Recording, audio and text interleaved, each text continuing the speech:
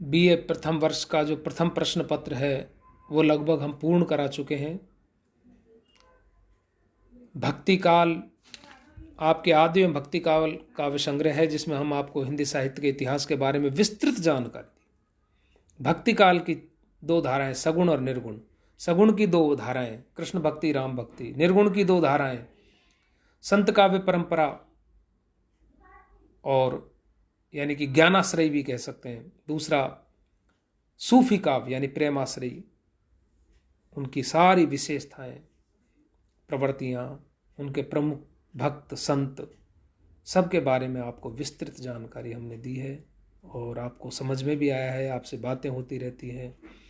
अब प्रथम प्रश्न पत्र के जो अंतिम कवयित्री हैं, भक्तिनी हैं मीराबाई, जिनकी भक्ति माधुर्य भाव की है, उनको मैं आपको आज संक्षेप में बता रहा हूँ, कल उनको विस्तृत से बताऊंगा। मीरा का जन्म संवत 1555 में कुड़की नामक ग्राम में हुआ था। बचपन में ही इनके माता पिता का देहांत हो गया था। इनका लालन पालन दूदाजी के पास मेड़ता में हुआ था। वो अपने पिता रतन सेन की इकलौती पुत्री थी। दादा जो उनके थे वो कृष्ण भक्त थे, तो दादा की कृष्ण भक्ति का उनके हृदय पर बहुत प्रभाव पड़ा बचपन से ही, और वो प्रेम करने लगी श्री कृष्ण से। धीरे धीरे उनका बचपन का जो राग था, जो प्रेम था कृष्ण से, वो आगे जाके और भी पुष्पित पल्लवित हुआ। उनका विवाह राणा सांगा के पुत्र भोजराज के साथ हुआ था, परंतु दुर्भाग्यवश यह वैवाहिक जीवन अधिक नहीं चला और विवाह के कुछ वर्ष पश्चात ही भोजराज का स्वर्गवास हो गया। अब उनका ध्यान संपूर्ण रूप से भक्ति की ओर हो गया। वो कृष्ण प्रेम में रंग गई। अब भक्ति ही उनके जीवन का अवलंब बन गया। उन्होंने कृष्ण को ही पति मान लिया, उन्हीं से पाणी ग्रहण कर लिया। सारे समाज से विरक्त होकर वो साधुओं की संगतें करने लगी। कहते हैं कि उनकी सासू, ननद और जो उनका देवर था विक्रम राणा, वो उनका बहुत ही विरोधी हो गया। नाना प्रकार से उनको यातनाएं दी गई ताकि वो सत्संग से, धर्म से विमुख होकर के और घर गृहस्थी में आ जाएं, पर्दे में रहें, परंतु वो सब उनको गवारा नहीं था। वो श्री कृष्ण से प्रेम करती थी, साधु संगत करती थी, सत्संग करती थी। कहते हैं कि उनको विष का प्याला, जहर पियाला राणा जी भेजा, पीवत मीरा हंसी रे। एक बार नाग भेजा था पिटारे में, वो फूलों की माला बन गया। मीरा के अनेक ग्रंथ मिलते हैं। नरसी जीरो मायरो, गीत गोविंद की टीका, मीराबाई का मलार, राग गोविंद, सोरठ पद, मीरानी मीरा के पद आदि 7 रचनाएं मिलती हैं। इनके काव्य के दोनों ही पक्ष महत्वपूर्ण है, भाव पक्ष और कला पक्ष। एक सफल कवयित्री के रूप में भी हैं, हालांकि वो भक्त है, इनकी भक्ति माधुर्य भाव की भक्ति है। विनय भावना बहुत है। विरह वर्णन, प्रेम की पीर और विरह की अनवरत धड़कन का नाम ही मीरा है, ऐसा कहा गया है। बहुत ही गेयता बहुत है मीरा के पदों में। इनकी भाषा में राजस्थानी, ब्रज, गुजराती, इन सब का मिश्रण है। माधुर्य और प्रसाद दोनों ही गुणों का समावेश है इनके काव्य में। अलंकार और मुहावरों का काफी प्रयोग हुआ है। वो आरोपित नहीं है, वो अनायास ही काव्य में आ गए हैं। मीरा के पद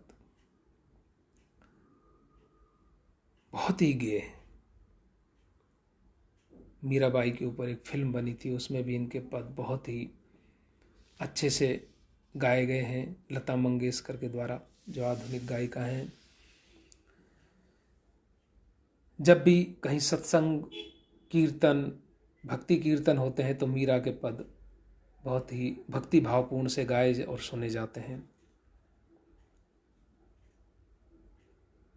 मैं भी आपको एक पद गा करके हारमोनियम पर और एक दिन वीडियो बनाऊंगा, आप सभी देखें उसे।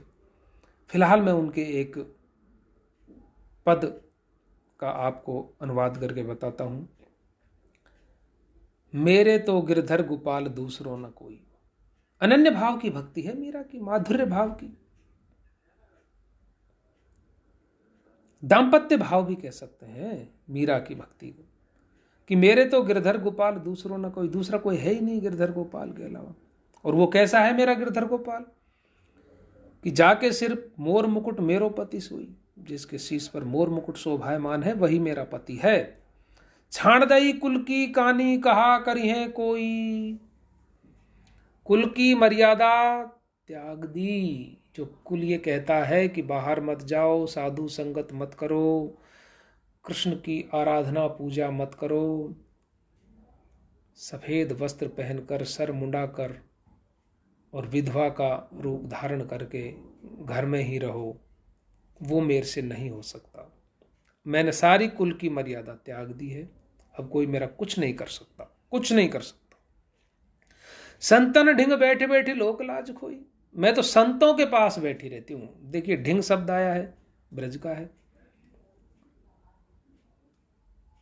लोक लाज खोई, लोक की जो लज्जा है वो मैंने खो दी है। क्यों? क्योंकि मैंने भक्ति को सींचा है, और वो ऐसा ही नहीं सींचा है साधारण जल से। असुवन जल सींच सींच प्रेम बोली वही। भैया मैंने तो जो श्री कृष्ण से जो प्रेम किया है वो ऐसे ही वो बेल पल्लवित पुष्पित नहीं हुई है, उसको मैंने आंखों के जल से, आंसुओं के जल से सींचा है। और फिर वो आंसुओं के जल से सिंचाई जब की है तो वो पुष्पित पल्लवित हो गई है, बड़ी हो गई है, और अब तो बेल फैल गई, आनंद फल हुई। अब वो बेल फैल गई है बेल, और अब उसमें आनंद रूपी, प्रेम भक्ति रूपी रस आ गया है। अब वो उसका फल मिलेगा मुझे, आनंद का। दूध की मथनिया बड़े प्रेम से विलोई। दूध की मथनिया को बहुत प्रेम से विलोया मैंने, दही को, और अब उसमें से मक्खन आ गया है। घृत काट लियो डार दे, घी काट लिया है मैंने, और उसमें से जो ऊपर से ऊलन बच गया ना उसको मैंने फेंक दिया है। क्योंकि जैसे दादू जी कहते हैं ना, घी दूध में रम रहा व्यापक सब ही ठोर, दादू वक्ता बहुत है मथ काट देते, और तो मैंने मथ के निकाल लिया है मक्खन। भगत देख राजी हुई।